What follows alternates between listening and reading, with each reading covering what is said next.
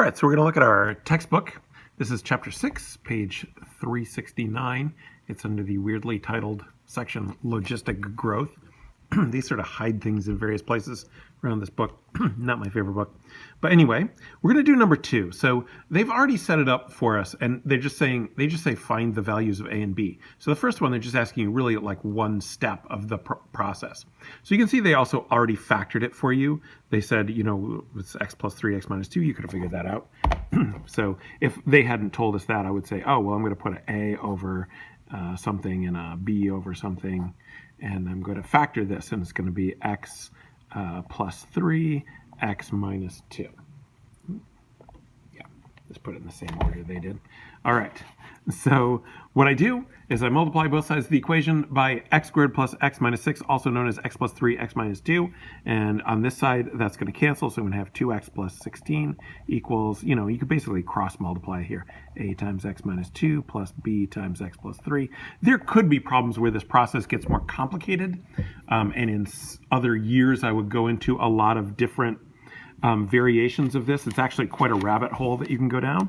However, I'm trying to really strictly stick to what I expect to see on the AP exam for this. And you know, once you get the process, you can see ways that it can expand. So this is going to be 2x plus 16 equals ax. I'm just distributing the a and the b minus 2a plus bx plus 3b. Then I equate the x parts. So I will have 2x equals ax plus bx. And then I will equate the non-x parts, the constant parts. 16 equals negative 2a plus 3b. Oh, let's rewrite this right away just in terms of, you know, dropping the x out. And then I'll write the 16 equals negative 2a. 16 equals negative 2a plus 3b. All right, you could do elimination on this one, but since it's pretty easy to do substitution here, I think we'll do at least one where we do elimination. But essentially, this is always going to come down to equations in two variables. You can have more complicated ones that would have an a, b, and a c, and you'd have 3 equations in 3 variables. But I think we're sticking to 2 here. So here I'm going to have b equals 2 minus a, and then I just plug that back in there. So 16 equals negative 2a plus 3 times 2 minus a. So I have 16 equals negative 2a plus 6 minus 3a, right? Yeah, is that right? Okay. So 16 equals 6 minus 5a. Yeah, that look right? Okay. 10 equals negative 5a. A equals negative 2. Yeah, okay, fine. It's not what I got the first time I did this, but maybe I messed something up. Oh, I see. It's the old, you know how you like read your own handwriting wrong?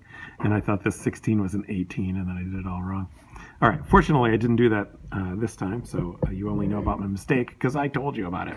Next, we're going to find out what the b is by saying b equals 2 minus a, so that's going to be 4.